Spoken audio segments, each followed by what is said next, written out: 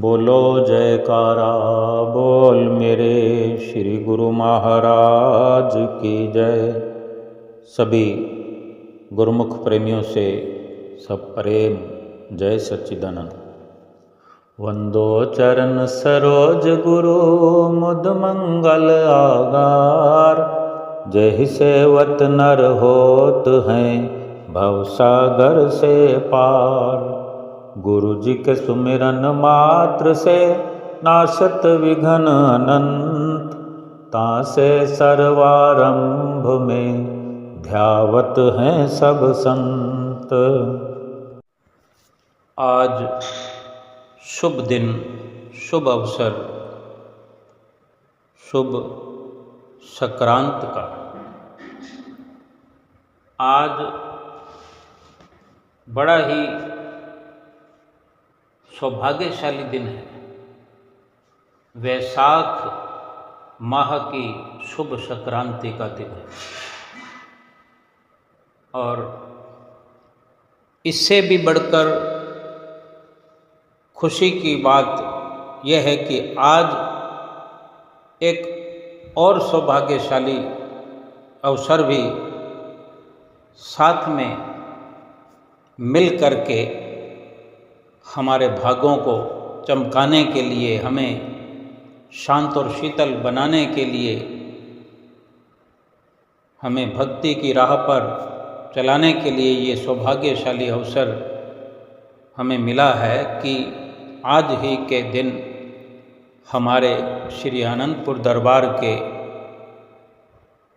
शहंशाह, मालिक के कुल, दो जहां के वाली, श्री परमहंस अवतार श्री श्री 108 श्री तृतीय पातशाही गुरु महाराज जी, तीसरे पातशाही गुरु महाराज जी का शुभ अवतरण दिवस है।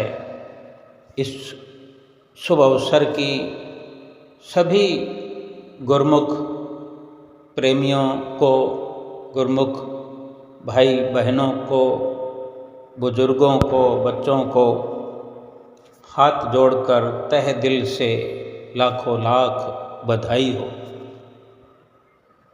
ये हमारा स्वर्णिम सौभाग्य है कि हम इस कलयुग में ऐसा सुंदर अवसर बार बार प्राप्त करते हैं, कर रहे हैं। अभी नया वर्ष संवत का हमने मनाया। आज ये शुभ अवसर फिर हमारे हिस्से में आया। यूं तो त्योहार एक बहाना है, क्योंकि परिपूर्ण महापुरुषों के जब जब भी दर्शन हो जाते हैं, उनके एक पल की एक झलक मात्र के दर्शन से ही गुरुमुख प्रेमियों का त्यौहार हो जाता है। दिन में अगर 10 बार श्री दर्शनों का सौभाग्य मिले तो 10 त्योहारों का लाभ हो जाता है। फिर भी ये रचना महापुरुष रचाते हैं, हमें एक सीमा में, एक दायरे में, एक परिधि में बांधते हैं कि हम बार बार भूल जाते हैं, बार बार हम मोह माया की चपेट में आ जाते हैं। बताओ, अगर ये आज शुभ पर्व ना होता, ये दिन खास तौर पर रखा ना होता, तो गुरुमुख प्रेमी कैसे इतने श्री आनंदपुर दरबार में आकर के खुशियों में झूम रहे होते, दर्शन पा रहे होते। हर कोई अपने घरों में बैठा होता और इसी प्रकार ये पूरा साल त्योहारों से हमें श्री दर्शनों का लाभ प्राप्त करवाता है। पूरा साल हमें सेवा का अवसर बख्शता है, सत्संग का लाभ कराता है। ये पूरा साल हमें महापुरुषों की असीम कृपा की देन है कि कभी शुभ वैसाखी का पर्व है, कभी श्री व्यास पूजा का त्यौहार है, कभी दीपावली है, कभी होली है, कभी बसंत पंचमी है, कभी राम नवमी है। ये सारे पर्व हमें भक्ति की राह पर चलाने के लिए महापुरुषों ने मर्यादा के तहत निर्धारित किए हुए। शुभ संक्रांति का अवसर तो हर माह में एक बार मिलता ही है, लेकिन ये आज का शुभ संक्रांति का अवसर और ख़ास हो जाता है जब सुबह सवेरे श्री गुरु महाराज जी भी इस दिन को विशेष करके श्री तीसरी पातशाही गुरु महाराज जी के शुभ अवतरण दिवस के रूप में मनाते हैं। हमेशा शुभ संक्रांति के दिन सुबह सवेरे श्री गुरु महाराज जी श्री परमहंस अद्वैत मंदिर जी में, जहाँ श्री परमहंसों की प्रतिमाएं विराजमान हैं, श्री गुरु महाराज जी सुबह सवेरे सभी श्री परमहंसों की महान विभूतियों, श्री छवियों के सुंदर मस्तक पर सुंदर सुंदर तिलक अपने कर कमलों से अपनी शुभ अंगुली से लगाते हैं। एक इशारा ये भी हम समझ सकते हैं कि जब श्री गुरु महाराज जी अपनी सुकोमल अंगुली से श्री परमहंसों के मस्तक पर तिलक लगाते हैं तो एक हमें इशारा मिलता है कि यही वो स्थान है, यही वो डेरा है। हमारे मस्तक पर भी ये वो डेरा है जहाँ तिलक लगाकर एक संकेत हमें मिलता है कि इसी जगह पर हमने अपनी सुरती को एकत्र करना है, इसी तिलक वाली जगह पर अपने ध्यान को केंद्रित करना है, इसी तिलक वाली जगह पर ही डेरा लगा हुआ है हमारे सतगुरु दाता दीनदयाल महाराज जी का।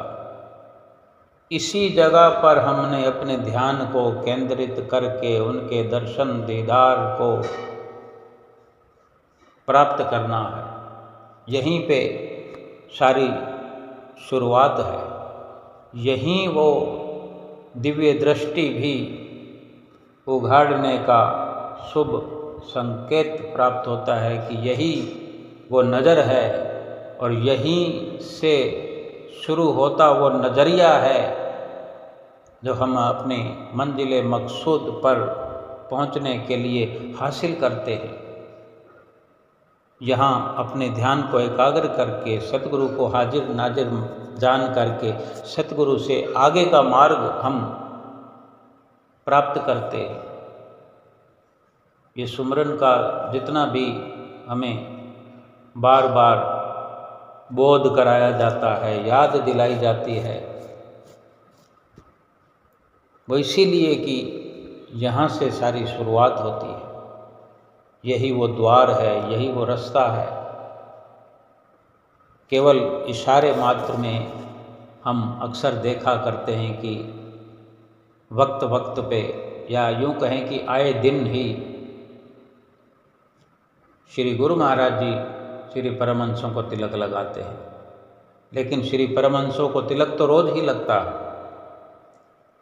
ऐसा जो हम देखते हैं तो हमें ये समझने की ज़रूरत है कि यहाँ तिलक लगाने का महत्व केवल तिलक तक सीमित नहीं है, यहीं से सारी कायनात इंसान के लिए भक्ति और परमार्थ की शुरू होती है। बाकी इससे तो सारी नीचे जो भी है इस तिलक वाली रचना से, तिलक वाली जगह से नीचे का जो शरीर का हिस्सा है वो तो सारा एक मायावी देश है। पिंड देश है, माया की रचना है। और संतों महापुरुषों की, भक्तों की जो इस शरीर में एक भक्ति की शुरुआत है वो सारी यहीं से होती है। और हमेशा की तरह श्री गुरु महाराज जी सुबह सवेरे आज श्री मंदिर जी में प्रवेश करने से पहले जब श्री कार अंदर की हवेली से रवाना होती है, कुछ फासला है 1 किलोमीटर के लगभग, तो रास्ते में गुरमुख प्रेमियों के जो भीड़ के टोले सड़कों पर चल रहे होते हैं श्री मंदिर जी में आने के लिए, श्री आरती पूजा के लिए, श्री दर्शनों के लिए। जब वहाँ से अपने निवास स्थान से श्री गुरु महाराज जी के चल पड़ती है तो हॉर्न की शुरुआत जो होती है, तो थोड़ी थोड़ी देर में हॉर्न बजाते हुए श्री कार चलती हुई सड़क पर ऐसे लगता है, ऐसा प्रतीत होता है जैसे कोई बैकुंठ में चलने वाली, बैकुंठ में रफ्तार से बैकुंठ वाहिनी गतिमान हो रही हो। बैकुंठ वाहिनी बैकुंठ के मालिक शहनशाह आली श्री सतगुरुदेव महाराज जी को विराजमान किए हुए आगे बढ़ती चली जा रही हो। हमें ऐसा प्रतीत होता है कि बहुत ऊंचाई पर श्री कार चल रही है। ये भी कह सकते हैं जैसे कि आकाश की ऊंचाइयों पर श्री कार का कद हमें मालूम होता है और हम इतना नज़दीक से श्री दर्शन प्राप्त करते हैं। सड़कों पर जिन गुरमुख प्रेमियों को कार का हॉर्न सुनाई देता है, जोर जोर से जयकारों का जय घोष होता है, क्या भक्तानियों की तरफ, क्या भक्तों की तरफ। हालांकि ये अवसर भक्तों की तरफ ही प्राप्त होता है, लेकिन जब श्री मंदिर जी में श्री गुरु महाराज जी कृपा करते हैं तो क्या भक्तानियाँ, क्या भगत, क्या भाईजन, क्या महात्मा जन, सभी को सुंदर सुंदर दर्शन होते हैं। इस प्रकार श्री कार मंदिर जी के बाहर बरामदे में एक कोने में जब श्री कार आकर रुकती है तो वहाँ भी सेवा समितियों के सानिध्य में गुरमुख प्रेमियों का जमघट लगा होता है श्री दर्शन करने के लिए।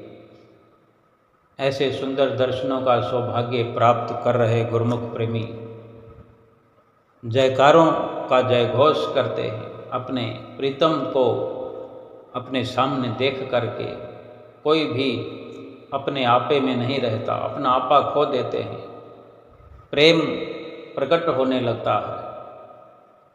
और इस प्रकार जयकारों की ध्वनि से जय घोष होता है कि आकाश को ये जयकारा छू रहा होता है। छू लेता नील गगन को श्री दरबार का एक जयकारा। दुनिया जिसे शीश झुकाती, ये है दरबार हमारा, श्री आनंदपुर प्यारा। श्री गुरु महाराज जी ने सभी श्री परमहंसों को सुंदर सुंदर तिलक लगाया। सभी को माथा टेकते हुए श्री गुरु महाराज जी ने श्री आरती की शुरुआत की। कर कमलों में श्री आरती लेकर श्री परमहंसों की आरती उतारी। तत्पश्चात वहाँ चौकी वाले सिंहासन पर विराजमान हुए, सभी को आशीर्वाद कितनी देर तक देते रहे श्री गुरु महाराज जी जब सबको आशीर्वाद देते हैं तो अपने कर कमलों को ऊंचा करके और लंबा करके और अपने कर कमलों की उंगलियों को आगे वाली ऐसे थोड़ा इशारे की तरह ऐसे लगता है कि सबकी गिनती करते हुए, यानी सबकी झोली में उसके उसके हिस्से की आशीर्वाद की बख्शिश करते हैं। हर किसी को अपना हक भरपूर देते हैं, कोई भी खाली न रह जाए आशीर्वाद से। इतनी लीनता से, निमग्नता से भावपूर्ण आशीर्वाद प्रदान करते हैं।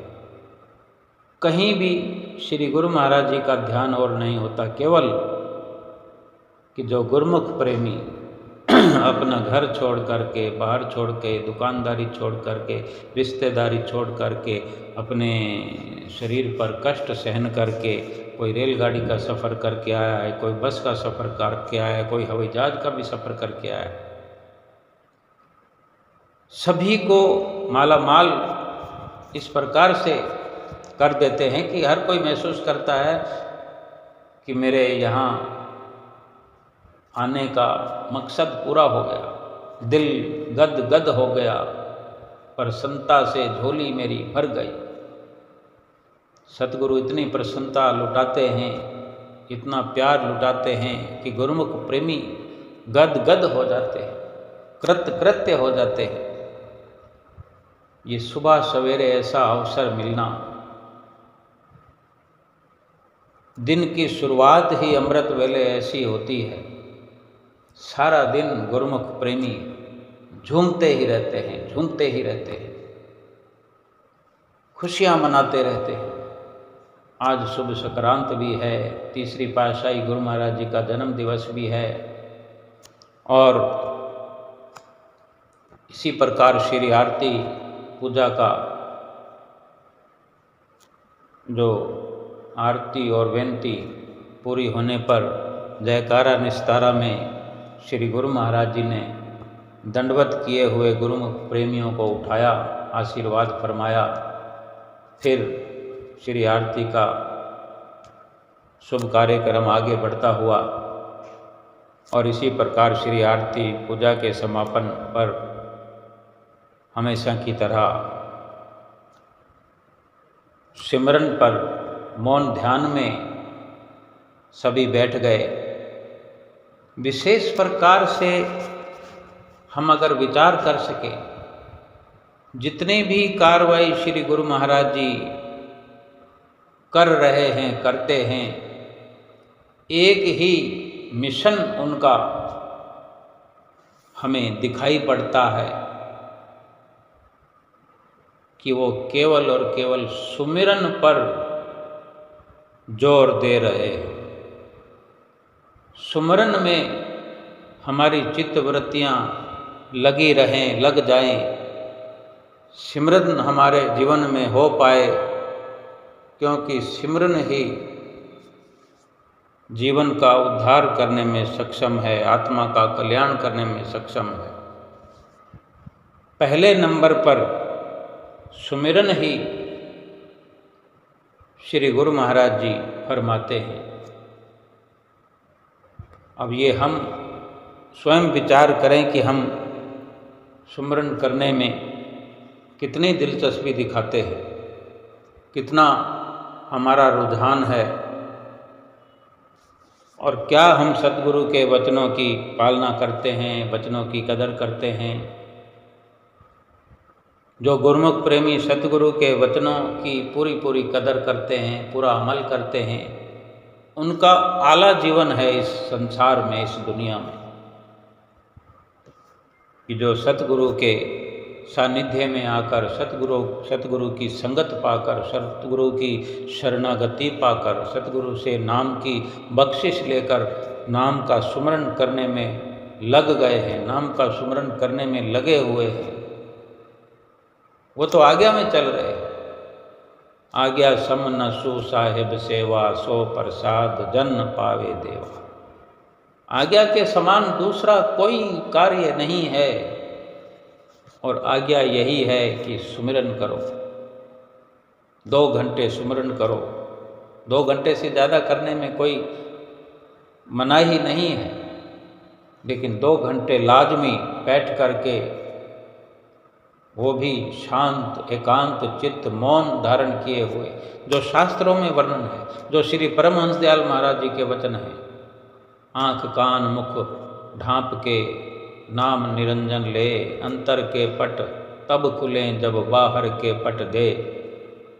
यानी बाहर के ये दरवाजे बंद करने हैं, आँखों से देखना बंद करना है, अंदर देखना है, कानों से सुनना बंद करना है, अंदर के कानों से सुनना है, और मुंह का ये दरवाज़ा बंद करना है। जुबां को बंद करते हुए, जुबां को ऊपर की ओर लगाते हुए अंदर की जुबां से बोलना है। इन्हीं अंदर के किवाड़ खोलने हैं। अंतर के पट तब खुलें जब बाहर के पट दे। जब बाहर के दरवाज़ों को बंद करेंगे तभी भीतर के दरवाजे खुलेंगे और भीतर की मंजिलों पर हमारी सुरत पहुंच पाएगी। ये श्री परमहंसों का अपने अपने समय में वर्णन हुआ है वचनों में, और आज हुजूर गुरु महाराज जी हमें समय समय पर जब जब भी भजन करते हैं 2 घंटे भजन सुमरन करने के लिए विशेष तौर पर याद दिलाते हैं। और संत महात्मा जन तो दिन में 2-2 3-3 बार सत्संग में अपने सुनाते ही हैं। श्री गुरु महाराज जी का हुक्म है, श्री गुरु महाराज जी की आज्ञा है, 2 घंटे भजन सुमरन हर किसी ने करना है। बाकी दिन भर उठते बैठते चलते फिरते करते रहना है। वो ख्याल है, अपना इरादा पुख्ता रखना है, ख्यालों में सतगुरु का ध्यान बना रहे, जुबां पवित्र होती रहे, अपनी सुरत जो है सतगुरु के चरनार में लगी रहे। लेकिन 2 घंटे भजन अभ्यास बैठ करके जो आंतरिक मंजिलों को पार करना है, सफ़र रूह का, ये रूहानी सफ़र रूह को तय करना है। अगर रूह चलेगी नहीं, क्योंकि कार्य एक होता है, चाहे बाहर का कर लो चाहे अंदर का कर लो, एक वक्त में एक ही कार्य होता है। कोई सोचता है कि मैं संसार के कार्य भी करता रहूं, शारीरिक कार्य भी करता रहूं और आत्मा को भी मैं मंजिल दर मंजिल आगे बढ़ाता हुआ ले जाऊं, तो इसके लिए इतनी तो एक अदब के साथ अदायगी करनी पड़ेगी कि जो संतों महापुरुषों ने एक विशेष निर्णय लिया है हमारे लिए, उन्होंने अपने अनुभव से लिया है। आज श्री तृतीय पातशाही गुरु महाराज जी का शुभ जन्म दिवस है। श्री आरती पूजा के पश्चात, मौन ध्यान के पश्चात भी हमेशा की तरह सत्संग हुआ। तृतीय पातशाही गुरु महाराज जी के वचन भी सुनाए गए। तृतीय पातशाही गुरु महाराज जी की लीला के माध्यम से भी समझाया गया। सुबह सवेरे का थोड़ा ही वक्त होता है और इसके पश्चात दोपहर में दर्शन खुलेंगे। उस वक़्त पूरा प्रकाश तृतीय पातशाही गुरु महाराज जी के जीवन चरित्र का हम गुरुमुख प्रेमियों के जीवन में डाला जाएगा कि किस प्रकार से हमारे तृतीय पातशाही गुरु महाराज जी अपने समय में सेवा के कार्य को, भक्ति परमार्थ के कार्य को रात और दिन आगे बढ़ाते रहे। आज के दिन आपका जन्म हुआ कि जब कोई महापुरुष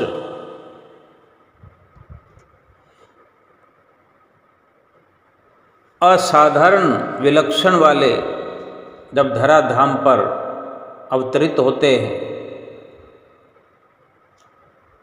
केवल मनुष्य मात्र ही लाभान्वित नहीं होता, बल्कि वनस्पतियाँ, जड़ चैतन्य सब कुछ हरा भरा होने लगता है। जब ऐसा अवसर आता है तो चारों ओर हरियाली ही हरियाली दिखाई देने लगती है। असम रेतीले टीलों से युक्त घने जंगलों से भरपूर उर्वरा स्थान को निज बाल सुलभ लीलाओं से सरसाने तथा धरती को भाग्यशाली महत्वदायी बनाने के लिए प्रेम के भंडार भक्ति परमार्थ के सूर्य मानव जगत के भाग निर्माता जन समाज को सरस तथा प्रफुल्लित बनाने के लिए संत स्वरूप में प्रकट हुए श्री श्री 108 श्री स्वामी वैराग्यानंद जी महाराज उत्तर पश्चिमी सीमा प्रांत के लक्की मरवत जिला बन्नू के एक उच्च विख्यात कथूरिया कुल में आज के दिन 13 अप्रैल 1898 यानी अगर हम विचार करें तो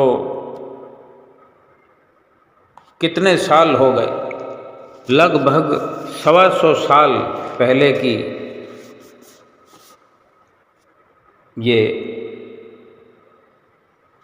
वर्णित श्री परमहंस अवतार तीसरी पातशाही गुरु महाराज जी की जन्म स्थली का वर्णन है कि 1898 में आज ही के दिन ये शुभ संक्रांति का जो दिन है, इसी दिन तब बुधवार का दिन था। बुधवार के शुभ दिन और शुभ मुहूर्त में अवतरित हुए। आपके पिताजी का नाम बेलाराम जी, आपके और आपके माताजी ने आपको प्राप्त किया, तब एक अलौकिक आनंद का अनुभव किया। ये अलौकिक ज्योति सारे विश्व में दिव्य आलोक भरने आई थी, ना किसी केवल किसी एक के लिए, किसी एक मनुष्य के लिए। पूरे विश्व में अब ये 100 चाहे 1.25 साल पहले आप जी का शुभ अवतरण दिवस हुआ, ये वचन भी ग्रंथ में श्री पंचम पातशाही गुरु महाराज जी की मौज से वर्णित किए गए ये ग्रंथ का निर्माण हुआ। जैसे छठी पातशाही गुरु महाराज जी के सानिध्य में अमर ज्योति दर्शन ग्रंथ का निर्माण हुआ, उद्घाटन हुआ, मुहूर्त हुआ, ऐसे ही पंचम पातशाही गुरु महाराज जी ने भी ये अमर ज्योति ग्रंथ की रचना रचाई।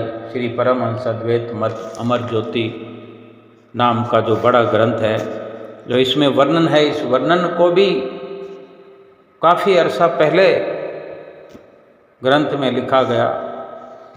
जो शब्द लिखे गए हैं, जो वचन लिखे गए हैं, आज अक्सर अक्सर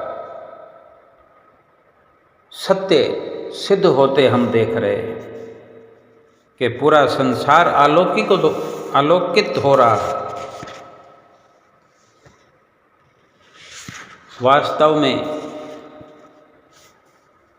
बचपन में ही, जन्म के समय ही होठों पर फूलों सी मुस्कान और गुलाबी गुलाबी कपोल होंठ और मस्तक पर एक दिव्य ज्योति की रेखा शोभायमान थी। आपके चरण कमलों पर अवतारी महापुरुषों जैसे चक्र चिन्ह थे और जन्म के समय जो उस वक़्त कुछ गणमान्य स्त्रियां आस पड़ोस की पास में खड़ी थी, उन्होंने देखा कि आपके मस्तक के ऊपर की ओर एक कान से दूसरे कान तक गोलाकार प्रकाश की रेखा है। जो हम देखा करते हैं तस्वीरों में, भगवान की जो तस्वीरें होती हैं, देवताओं की तस्वीरें होती हैं, उसके ऊपर एक कान से दूसरे कान की ओर एक चित्र खिंचा होता है, एक दिखाने का प्रयास किया जाता है। वही इसमें तृतीय पातशाही गुरु महाराज जी के जन्म के समय का ये विवरण दिया गया है कि ये गोल आकार प्रकाश की रेखा है। और जहाँ आप जी का, जिस कमरे में आप जी का जन्म हुआ, उस कमरे से इत्र और फुलेल की अलौकिक सुगंध आ रही थी।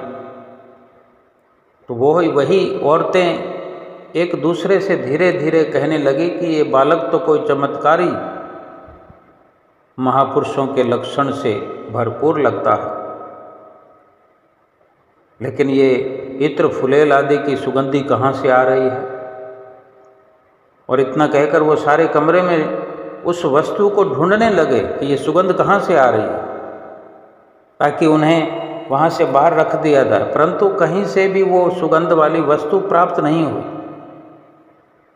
और इसी समय में, इसी वातावरण में श्री गुरु महाराज जी की माता जी ने थोड़ा सा सर उठाकर देखा तो श्री गुरु महाराज जी के शिशु रूप में मस्तक पर एक मणि जैसा प्रकाश दिखाई दिया। तो आप जी की माता ने शिशु को वस्त्र से ढक दिया और कुछ ही क्षणों में वह प्रकाश तथा सुगंध सभी गायब हो गए। कितना विचित्र महापुरुषों का आगमन होता है इस संसार में, कितना तेज लिए हुए, कितना आलोक लिए हुए इस धराधाम पर अवतरित होते हैं। एक ही मकसद आप जी का, महापुरुषों का इस संसार में आने का हुआ करता है। बहुत सारी इस तरह की हमने लीलाएं सुनी होंगी, समझी होंगी, बार बार पढ़ी होंगी। और अभी महात्मा जी ने 2 दिन पहले सत्संग में तीसरी पातशाही गुरु महाराज जी जब साधु वेश में थे, दूसरी पातशाही गुरु महाराज जी की आज्ञा व मौज से एक स्थान से दूसरे स्थान पर कृपा करते और गुरुमुख प्रेमियों को, भूली भटकी बिछड़ी हुई रूहों को घर घर में जाकर भक्ति का पाठ पढ़ाते और भक्ति का रास्ता दिखाते। दूसरी पातशाही गुरु महाराज जी के आप बहुत ही दिल के करीब थे। पहले किस प्रकार आप श्री गुरु महाराज जी के नज़दीक आए, ये वही दिन थे जबकि श्री परमहंस दयाल महाराज जी पहली पातशाही जी की आज्ञा अनुसार श्री दूसरी पातशाही जी साधु वेश में थे, महात्मा वेश में थे दूसरी पातशाही गुरु महाराज जी, और लक्की मरवत में सत्संग का प्रचार करने के लिए पधारे। तो भक्त साहेब राम जी ने तीसरी पातशाही गुरु महाराज जी को जब आप पहली बार ही मिलने वाले थे दूसरी पातशाही गुरु महाराज जी से, जो कि साधु वेश में पधारे थे। तो भक्त साहिब राम जी ने तीसरी पातशाही जी से कहा, क्योंकि आप तीसरी पातशाही जी और भक्त साहिब राम जी मित्र थे,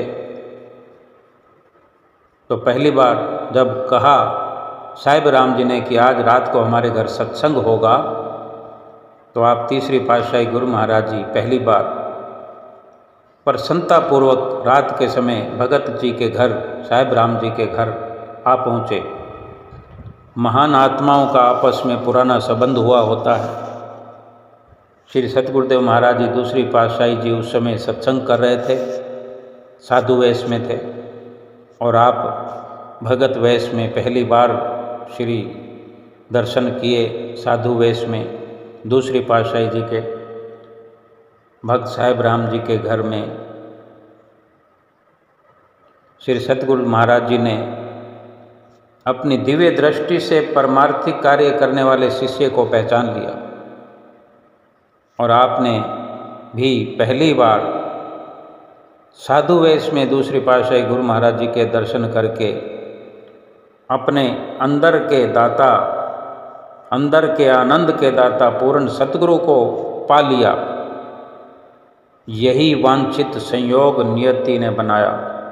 श्री सतगुरुदेव महाराज ने परमार्थिक कार्य करने वाले बहुमूल्य हीरे को पाकर हार्दिक स्नेह प्रदर्शित किया। इधर आपने भी अपने सच्चे सतगुरु से मिलकर उनके श्री चरणों में आगाध प्रेम का संबंध जोड़कर अपनी चिरकाल की प्यासी आत्मा को तृप्त किया, और पुराने मर्यादा के अनुसार आपने अनन्य शिष्य बनकर श्री सतगुरुदेव महाराज जी से रूहानी धन, जो कि नाम का उपदेश, प्राप्त किया। ऐसे वक्त पर संत अनाथदास जी ने एक जगह लिखा है कि गुरु और शिष्य का संबंध क्या है। फरमाया है कि सूर दर्श आदर्श ज्यों, सूर दर्श आदर्श ज्यों, होत अगन अघोत, तैसे गुरु प्रसाद से अनुभव निर्मल होत। क्या कहते हैं कि जिस प्रकार आतिशी शीशे पर सूर्य की किरणें पड़ने से उसमें आग पैदा करने की शक्ति आ जाती है, इसी प्रकार ही गुरु की कृपा से शिष्य का अनुभव निर्मल हो जाता है। यानी गुरुदेव जो हैं वो सूर्य है। अगर गुरुदेव सूर्य हैं तो शिष्य आतिशी शीशा बनकर गुरुदेव से आत्मिक शक्ति रूपी धन पा करके शक्तिशाली बन जाता है। ऐसा केवल पूर्ण शिष्य अर्थात गुरुदेव की प्रसन्नता प्राप्त करने वाला शिष्य ही कर सकता है। इसी प्रकार आपने श्री सतगुरुदेव महाराज जी की सेवा में सर्वस्व समर्पण करके आत्मिक धन प्राप्त किया। फिर उसके बाद तो आप अधिकतर समय श्री सतगुरुदेव महाराज जी की सेवा संगति में व्यतीत करने लगे। 1916 में आपने गुरु दीक्षा की परंपरा को भी पूरा किया। ये 18 साल की आप जी की उम्र उस वक़्त रही जब आपने गुरु दीक्षा लेकर के एक मर्यादा को पूरा किया, और आपने श्री सतगुरुदेव महाराज जी से सुरत शब्द योग का उपदेश लिया। तो आपके मन में एक नए प्रकार की शांतिता, आनंद का अनुभव हुआ। जिस सच्चे आनंद की प्राप्ति की खोज में आप थे, आप गुरु दीक्षा से पहले कई बार फरमाया करते थे कि सच्चा आनंद, सच्ची खुशी कुछ और है।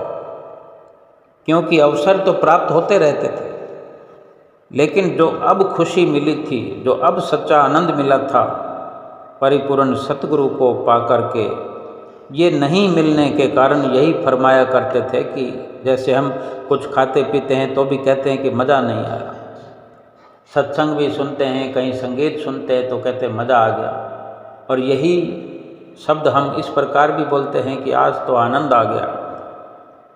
तो श्री गुरु महाराज जी जो चाहते थे, मन की मुराद पूरी हुई, सच्चा आनंद मिला, सच्ची खुशी मिली। और ऐसा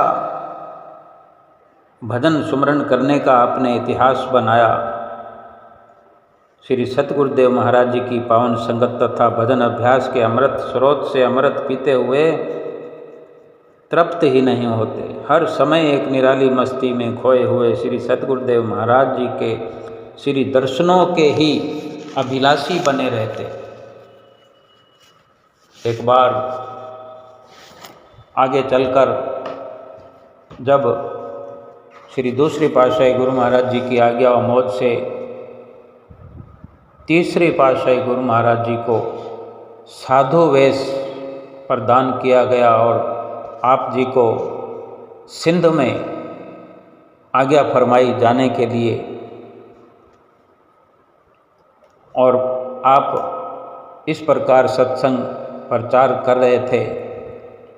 और इसी दौरान जब इधर उधर चक्कर लगाकर आप वापस श्री गुरु महाराज जी के चरणों में उपस्थित हो जाते, तो कुछ समय जब तक श्री आज्ञा ना होती तब तक श्री चरणों में रहकर आप तन प्राण से सेवा करते।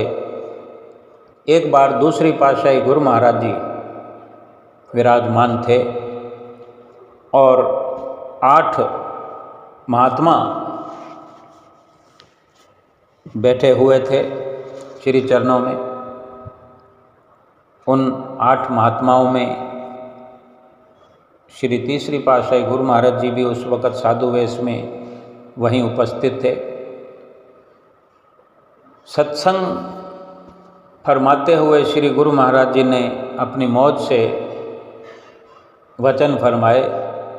भजन सुमरन के बारे में पूछने लगे कि कौन कितना समय भजन सुमरन में देता है। आज अधिकतर हम ये सुनते हैं कि तीसरी पातशाही गुरु महाराज जी ने 1 घंटा सुमरन हमारे लिए निर्धारित किया था। सबके लिए निश्चित तौर पर ये 1 घंटे का सुमरन हम सुनते थे। और अभी थोड़ा अरसा पहले 5-7 साल हुए हैं हुजूर गुरु महाराज जी छठी पातशाही जी गद्दी पर विराजमान हुए हैं। और अभी कोरोना काल में 2020 में श्री गुरु महाराज जी ने उस 1 घंटे के सुमरन को 2 घंटे कर दिया। बहुत से गुरुमुख प्रेमी लाभ उठा रहे हैं, लेकिन बहुत से सोचा करते हैं 2 घंटे सुमरन होता नहीं है, हो पाता नहीं है, कैसे करें। कोई कहता है कि हम तो चलते फिरते करते रहते हैं, कोई कुछ कहता है, कोई कुछ कहता है।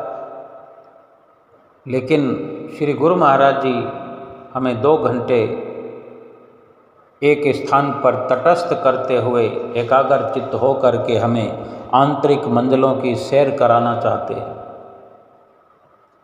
लेकिन ये वचन जो महात्मा जी ने सत्संग में सुनाया, तीसरी पातशाही गुरु महाराज जी जब साधु वेश में दूसरी पातशाही गुरु महाराज जी के सामने 8 महात्माओं में उपस्थित थे और दूसरी पातशाही गुरु महाराज जी ने अपनी मौजवश पूछ लिया कि कौन कितना समय भजन सुमरन में देता है, तो सब अपनी अपनी बात बता रहे थे। तो उन्हीं में एक महात्मा जी ने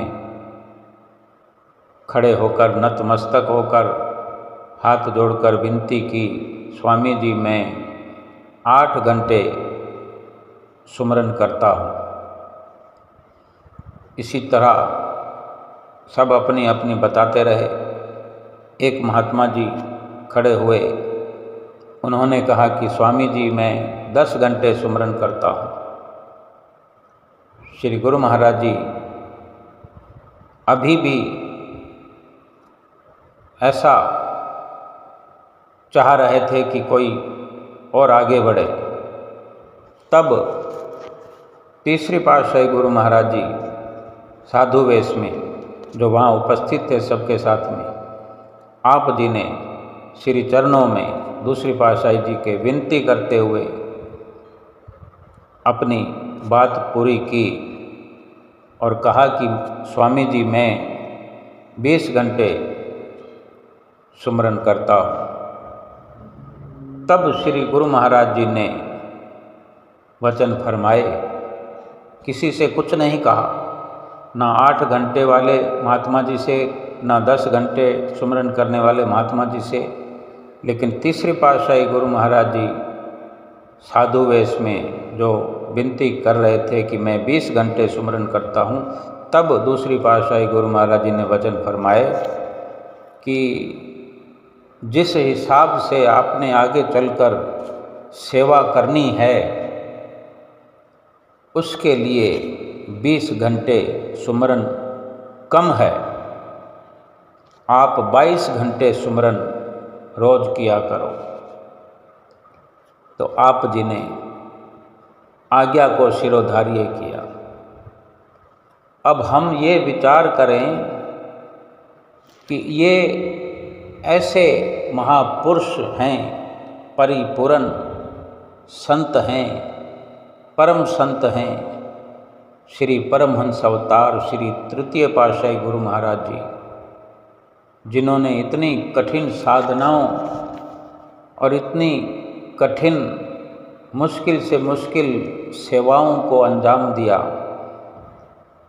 और सुमरन के बारे में जो हम आज सुन रहे हैं, बड़ा ताज्जुब होता है कि आज हमें 1 घंटा 2 घंटा भजन सुमरन करने में भी कितनी दिक्कतें आती हैं, मुश्किलें आती हैं, जो हमारी मुश्किलों को आसान करने के लिए हमारे हुजूर गुरु महाराज जी हमें इतनी सब्सिडी देते हैं, इतनी छूट देते हैं कि आधा आधा घंटा करके 4 बार कर लो।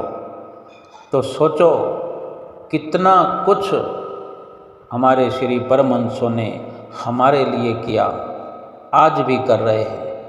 हमें विचार करने की ज़रूरत है कि किस प्रकार श्री आनंदपुर की धरती को खून और पसीने से सींच दिया हमारे महापुरुषों ने। ये वही महापुरुष तीसरी पातशाही गुरु महाराज जी हैं, जिनका आज हुजूर गुरु महाराज जी भी जिक्र कर रहे हैं, जिनके वचनों को सुनाते हुए फ़क्र महसूस कर रहे हैं, खुशी महसूस कर रहे हैं। हमें खोल करके ये समझाना चाहते हैं कि ये वही महापुरुष हैं, तीसरी पातशाही गुरु महाराज जी, श्री आनंदपुर दरबार के सच्चे रूहानी शहंशाह, जिन्होंने अपने समय में दूसरी पातशाही गुरु महाराज जी की आज्ञा व मौज से इस श्री आनंदपुर की धरती के जंगलों को मंगल बनाया है। जब श्री आनंदपुर की धरती को खरीद किया गया 4 अगस्त 1930 में, जब दूसरी पातशाही गुरु महाराज जी की आज्ञा से और श्री परमहंस दयाल महाराज जी की पहली पातशाही जी की आज्ञा को शिरोधार्य करते हुए दूसरी पातशाही गुरु महाराज जी ने ये धरती खरीद की और श्री तीसरी पातशाही गुरु महाराज जी को जो मुखिया श्री आनंदपुर का बनाया। एक प्रकार से इन्हीं की देख रेख में जो ये कार्य हुआ पहले उस वक़्त के वर्णन भी ग्रंथ में हैं कि इतने जहरीले कांटे, कंटीली झाड़ियाँ हुआ करती थी कि चलते हुए रास्ता नहीं होता था। उन कांटों को साफ कर करके एक राह बनाई। बाहर रूप में भी ज़मीनी हकीकत को हमारे लिए सुलझा करके रख दिया, एक रास्ता बनाया। और हमारे अंदर भी जो पाप कर्मों के कांटे हमें, हमारी आत्मा को झुलसा रहे थे, अंदर की राह को भी आप जी ने सुमरन करके, भजन करके, सेवा करके हमारे लिए ये रास्ता आसान बनाया कि आज हम 2 घंटे भी अगर भजन सुमरन करें और कहें श्री गुरु महाराज जी से अगर वो हमसे पूछें और हम ये कह दें कि हाँ हम 2 घंटे भजन सुमरन करते हैं और वाकई ही हम किया करें, तो सोचो कितनी प्रसन्नता हमारे श्री गुरु महाराज जी को, हुजूर गुरु महाराज जी को होती है। बड़ी आसान सी सेवा हम करते हैं, कहीं भी लगा दे, चाहे लंगर में बर्तन धो रहे हों, सर्दियों में गर्म पानी की व्यवस्था होती है, पानी पर्याप्त मात्रा में है, साबुन पर्याप्त मात्रा में है, सर्फ पर्याप्त मात्रा में है, इतनी सुविधाओं में बैठने के लिए चौकियां बनी हुई है, पानी स्टॉक करने के लिए होदियाँ बनी हुई है, ये साफ़ पानी है, ये साबुन वाला पानी है, पहले बर्तन इसमें डालना है, फिर इसको इस प्रकार से धो करके अलग अलग डस्टबिन रखे गए हैं। पहले कुछ भी नहीं होता था। उस वक़्त में इतनी असुविधाओं में जब पानी ही नहीं होता था, पीने के लिए पानी की समस्या थी, आज तो नहाने के लिए कमी नहीं है, और जितनी बार नहाएं, दिन में कई कई बार नहाते हैं। नहाने के साथ साथ ठंडे पानी के वाटर कूलर जगह जगह पर लगे हुए हैं। ये हमारे श्री परमहंसों की तन प्राण से की हुई सेवा का ये नतीजा है कि आज हम आनंद से भरपूर होकर भक्ति का सरमाया एकत्र कर रहे हैं, जो हम अपनी जीवात्मा को सफल करने के लिए, अपना परलोक संवारने के लिए सक्षम है। श्री गुरु महाराज जी के आशीर्वाद से, उन्हीं की अनुकंपा से, उन्हीं के बताए रास्ते पर चल करके, उन्हीं की आज्ञा व मौज में चल करके, और इस प्रकार जो 5 नियम पंचम पातशाही गुरु महाराज जी ने निर्धारित किए, और जो भजन सुमरन के लिए तीसरी पातशाही गुरु महाराज जी ने 1 घंटा निर्धारित किया, और जो हुजूर गुरु महाराज जी ने 1 घंटा और जोड़ के 2 घंटे निर्धारित किए हैं, अगर हम इन पर अडिग होकर चलते हैं, सतगुरु की आज्ञा व उनके वचन मानते हैं, हमारा ये लोक भी सुखी और परलोक भी सुहेला हो जाता है। आज कितना ये अवसर, एक प्रेरणादायक दिन है, प्रेरणा स्रोत हमारे तृतीय पातशाही गुरु महाराज जी के, उन्हीं के जीवन चरित्र का कोई भी पन्ना उठा करके हम पढ़ सकते हैं, सुन सकते हैं, हमारा रोम रोम पुलकित हो जाता है।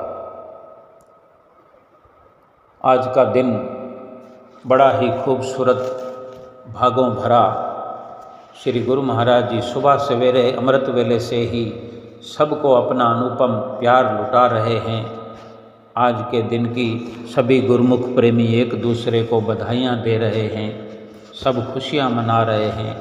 श्री मंदिर जी में भी श्री आरती के पश्चात जब श्री गुरु महाराज जी सबको आशीर्वाद देते हुए जाने लगे, तो वहाँ भी खूब तालियों की गड़गड़ाहट में भजन चलते रहे, और हर्षोल्लास से गुरुमुख प्रेमी भरे हुए। और जब श्री गुरु महाराज जी श्री कार में विराजमान हुए, श्री कार खूब सुंदर सजी हुई, मन को लुभा रही थी, और श्री गुरु महाराज जी अंदर विराजमान हुए। जब खिड़कियों से, शीशों से बाहर की ओर झांकते हुए सुंदर सुंदर आशीर्वाद गुरुमुख प्रेमियों को लुटा रहे थे, तो चारों ओर जयकारे बोल करके गुरुमुख प्रेमी खूब हंसते हुए, मुस्कुराते हुए अपने सतगुरु का दर्शन दीदार करते हुए आनंद से भरपूर होकर के आज शुभ संक्रांति का अवसर मना रहे थे, और अपने श्री परमहंस अवतार तृतीय पातशाही गुरु महाराज जी के जन्म दिवस पर ढोल नगाड़ों पर नाच रहे थे, गा रहे थे, सुंदर सुंदर भजन बोल करके। आज ये दिन और भी सौभाग्यशाली हो गया कि श्री गुरु महाराज जी सबको खुशियों भरा ऐसा अवसर प्रदान करके हमारे जीवन को बाग बहार करते हुए आनंद का एक झरना बहा दिया श्री आनंदपुर में। वैसे ही श्री आनंदपुर तो वैकुंठ धाम है, और जब श्री गुरु महाराज जी गुरुमुख प्रेमियों को दर्शन देते हैं तो हर गुरुमुख प्रेमी अपने आप को बैकुंठ में बैठा हुआ पाता है और बैकुंठ के नज़ारों को अपने हृदय के अंदर भरता हुआ खुशियाँ मना रहा होता है। आज के सुंदर दर्शनों की, शुभ अवतरण दिवस की, शुभ संक्रांति की सभी गुरुमुख प्रेमियों को ढेर सारी शुभकामनाएँ, लाखों लाख बधाई हो। बोलो जयकारा, बोल मेरे श्री गुरु महाराज की जय।